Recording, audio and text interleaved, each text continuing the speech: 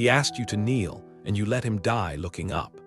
The words are sharp, spat through tears by a young woman in a navy blue coat, her voice cutting through the drizzle that's gathered around the gates of Horse Guards Parade. Tourists have stopped filming the ceremony and started filming this. A dying World War II veteran, slumped in a wheelchair, his chest heavy with medals. His breathing shallow, his hand trembling as it reaches up toward the immobile figure before him, a royal guard in full regalia, chin high, gaze fixed forward. He just wanted to look a soldier in the eye, just once, before. The woman's voice cracks, before he went. The guard doesn't move. A paramedic crouches beside the wheelchair. The old man's fingers fall from the air empty, and the granddaughter, flushed with grief, soaked by rain, humiliated in front of hundreds, screams her last words. "Are you proud of this? You call this honor?" Cameras click, someone mutters, "Bloody disgrace." Another adds, "Some rules shouldn't outlive the men they served." The guard remains unmoved, still, silent, and the moment breaks the internet. But what happened next stunned everyone. You probably shouldn't be watching this, so before you get comfortable, take a moment to like the video and subscribe, but only if you truly enjoy this kind of tension-filled storytelling. Where are you watching from, and what uniform means most to your family? Now breathe slow, stand tall, and let's step into tonight's confrontation. The press moves faster than rain in London. By nightfall, clips of the confrontation are everywhere. The hashtag #Kneel for Courage trends globally. They replay the veteran's last words on loop. "Eye to eye, son. That's how I want to go." Then cut to the impassive guard, staring over his head like the man was never there. Commentators rage. Has ceremony gone mad? Are uniforms worth more than dignity? A dying man denied basic humanity for the sake of a statue's pride. The granddaughter, Grace Leland, speaks to the BBC that evening. "Trembling, my grandfather liberated a French town in 1944. He carried wounded boys across minefields. He asked for nothing but one thing, to look a fellow soldier in the eye before he died.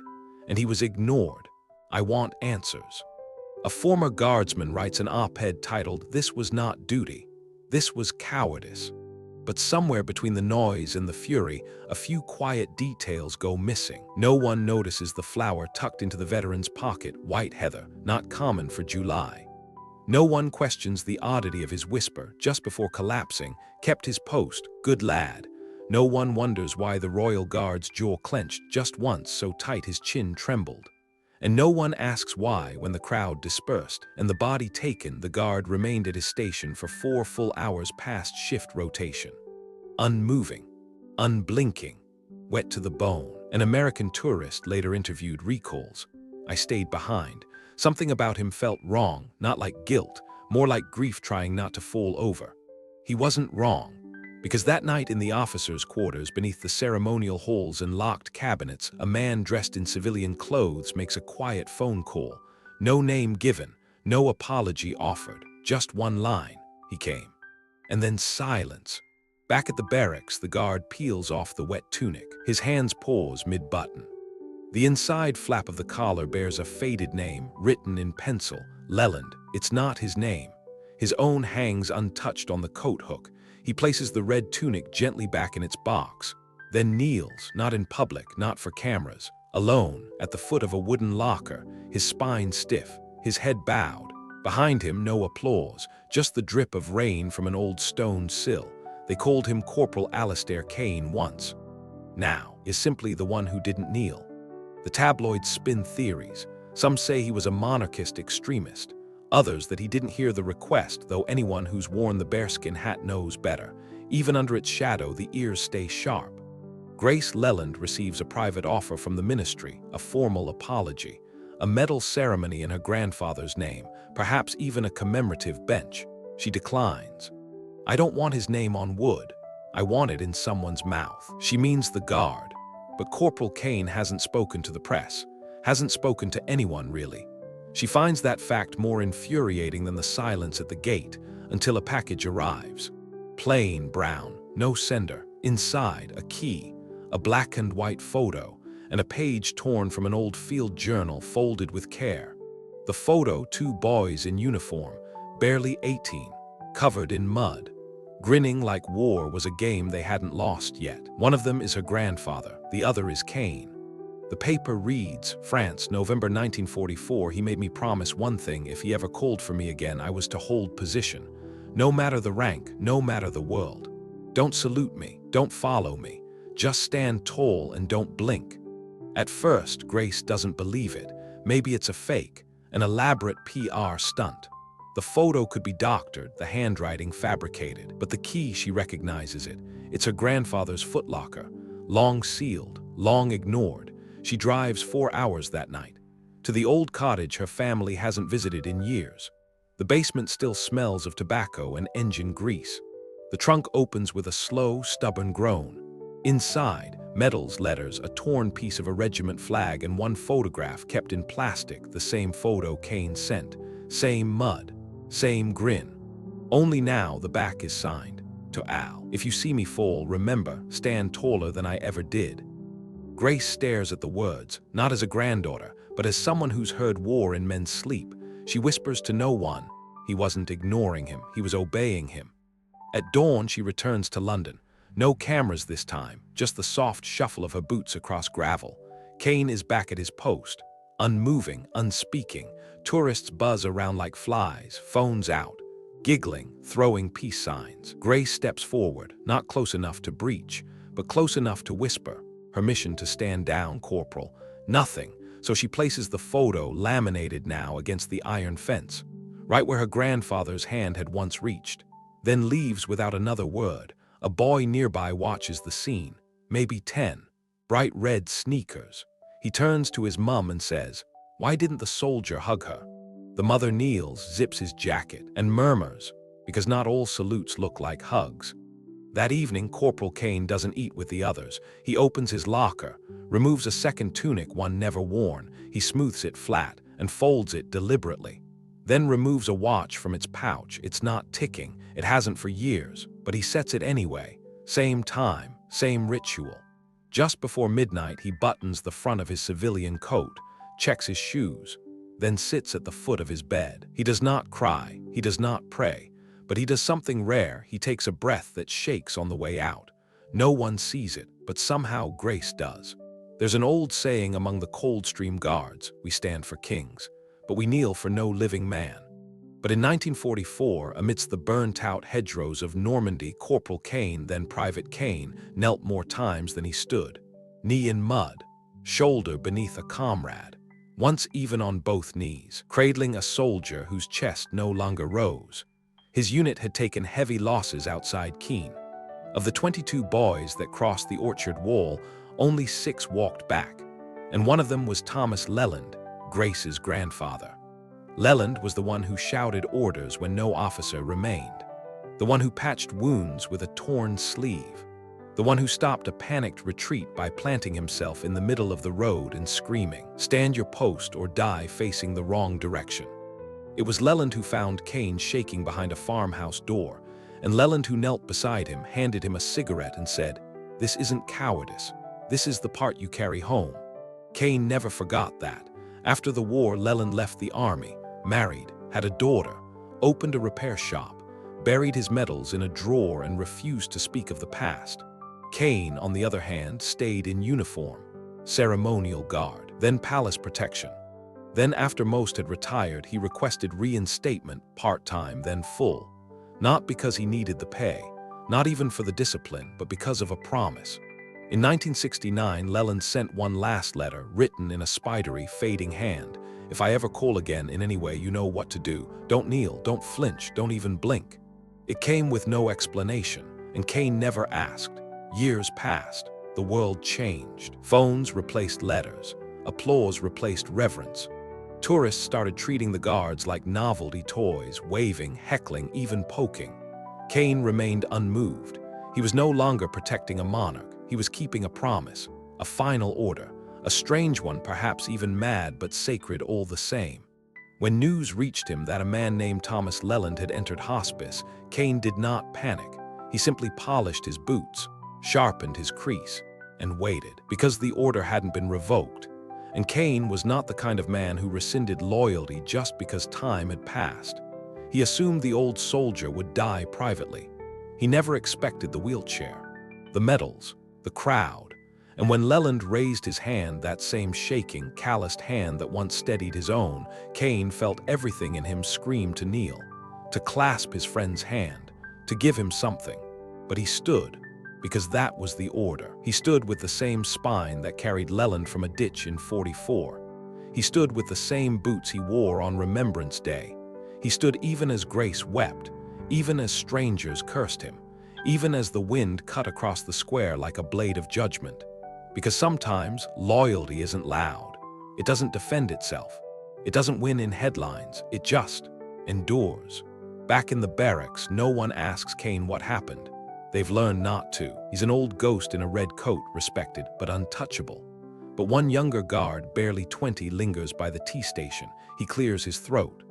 "Sir, may I ask, why didn't you say something after he died?" Kane, pouring hot water over a bag, doesn't look up. He stirs twice, removes the bag, then says gently, because it was his silence to break, not mine. The boy nods, swallows, and walks away a little straighter. Outside, tourists queue for photos. Someone makes a joke about Buckingham Palace being Britain's Disneyland. A pigeon lands near the gates, unbothered. And inside, Kane returns to polishing boots, not because they need it, but because some rituals remind the hands what the heart has buried. News cycles fade. Anger becomes algorithm dust.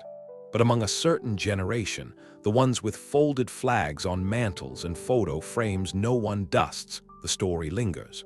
Not because of the outrage, because something about it doesn't sit right. They begin writing in. Letters to the editor, typed notes with fountain pens, even one folded inside a church bulletin mailed to the regiment. We knew men like Leland, and we knew men like the one who didn't kneel. One carried the wound, the other never put it down. Grace receives dozens of messages, strangers, veterans, widows who say, "My husband made a promise like that once. It changed nothing and everything." Still, the world moves on. New scandals erupt, new distractions, but something in Grace refuses to let go, not for vengeance, not even for closure, just for clarity. She files a formal request to meet the guard. It is denied, twice. On the third attempt, she sends a single envelope to the base, marked with the phrase, "Final orders should be reviewed before the file is closed." 2 weeks later, she receives a date, a time, a bench on the south lawn of Wellington Barracks. No cameras, no press, just her and a man in a simple wool coat, not red, not regal, just a man. Kane walks slower than she expected, but straighter, his hands behind his back like a question unasked. He sits beside her, says nothing. She speaks first. "You could have told me." "I could have." He would have said it was okay. He might have. She looks down. "You stood for him." "I did." Her voice tightens. "But I wanted someone to kneel." He nods, a pause, then with a quiet breath, "So did I." The moment hangs like smoke between them. Finally, Grace reaches into her coat, pulls out the photo again. Same two boys, same mud. Only now it's been framed in a piece of her grandfather's old rifle strap. "I wanted to hate you," she says. "I don't blame you. But I think he gave you the harder job." Kane blinks, once, slow, then reaches into his pocket. A matchbook, unused, stamped with the emblem of a regiment long disbanded. He passes it to her. "Third day in the field, he used that to light a smoke for me. Said it was my turn to burn for a bit." Grace laughs too quickly. It turns into something between a sob and a cough. "I don't know what to do with all this," she admits. Kane shrugs gently. "You remember it, you carry it, and when it's heavy, you sit very still and let it be." Silence again. Then she asks, softly, "Would you kneel now that he's gone?" He doesn't answer. Instead, he stands, straightens his coat, and clicks his heels once. "Some salutes," he says, "are meant to be witnessed. Others are meant to be endured." As he turns to go, she calls after him. "Corporal," he pauses. "I never saw you blink." He smiles, the first time she's seen it, and says, "You weren't supposed to." That night, Kane opens his locker, removes a small velvet box. Inside, 2 medals, one of them his, one of them not. He places both on his bedside table, then pulls a blank page from an old ledger, writes 3 words, "Order fulfilled," standing down. And for the first time in 50 years, he sets an alarm. For the next morning, for something new, not out of duty, but maybe out of peace. Morning comes. The kind London rarely offers: pale blue, thin sunlight, no rain in the air. Ceremonial duties resume at Horse Guards Parade. Tourists gather early. They don't know it's different, not yet, but someone notices. The guard on shift is not Kane, not today, and perhaps not ever again. Instead, on the memorial lawn beside the barracks, a small crowd has assembled. No press, just veterans, family. A few officers in dress blues and a scattering of younger guardsmen, unsure why they've been summoned, only that they were told to stand witness. Kane appears from the south gate. No uniform, simple wool coat. Same boots, polished but quiet. He walks toward the small platform at the center, a stone slab with no name. Just the engraving he held. In his hands, a folded flag, not royal, not national. Unit colors from a disbanded battalion, faded, edges frayed. He steps up, places the flag upon the slab, then steps back. No speech, no music, no tears, just the sound of shoes shifting on gravel. Wind catching coats, a pigeon flapping hard into the sky as if startled by reverence. And then he lifts his hand, but not to salute. Instead, he buttons the top of his coat, deliberately, each button a beat, each movement an echo. The last time he did this, he was 18, covered in someone else's blood, looking at a man who once told him, "Don't kneel for me, stand taller than I ever did." Kane lowers his hands, straightens his spine, and does nothing more. No words, no tears, no movement. He simply stands. Until one by one the others do too. No applause, no commands, just silence. Veterans straighten their backs. A boy lowers his phone. A chaplain removes his hat. Grace, standing to the side, clasps her hands behind her back and bows her head. It is not grief that fills the space. It is understanding, of loyalty that outlives reason, of promises that carry beyond rank, of how sometimes the most painful choice is not to break. And then he steps down, walks past them all, slow, measured, not proud, but whole. He passes Grace, doesn't nod, doesn't speak, just brushes his sleeve lightly against hers as if to say, "We stood, now you carry." And she does. Later alone, she visits the spot where her grandfather died. No plaque, just stone. She kneels, for the first and only time, not because he asked, but because now she understands why no one else could. She presses her fingers to the gravel, closes her eyes, and lets the silence settle. Cinematic fade out, 300 words inside the barracks. The old locker is closed, but not locked. Inside, a single bearskin hat, immaculately shaped. Its surface glistens under the overhead bulb. The light flickers, then holds. Dust motes drift through the air like distant drumbeats. No music plays, no ceremony follows. Just the small ritual hum of history folding in on itself. Outside, a cold wind moves across the parade. Tourists shuffle by, unaware of what didn't happen, unaware of what did. In the far corner, a janitor sweeps the cobblestone path. He pauses, looks up, and sees something small, odd, a sprig of white heather tucked between the railings. He considers tossing it, then leaves it. In the officers' mess, a young guardsman sharpens his crease. He wears a newer tunic, but checks his buttons twice. One extra glance in the mirror. He doesn't know the full story, only that something happened, and now the silence feels heavier. Across town, in a modest flat, Kane sits by a window, tea in hand, ununiformed. He watches the wind move through the trees, doesn't smile, but doesn't blink either, just watches. Because some memories are meant to stand, some ghosts are meant to guard, and some salutes. You don't give with your hand, you give with your absence, with your restraint, with the unbearable stillness of keeping a promise no one else remembers. A clock ticks. Boots echo faintly in the alley outside. A kettle whistles in the distance. And the image fades not to black but to stone, cold, weathered, unmoved. Because sometimes the strongest salute is standing perfectly still.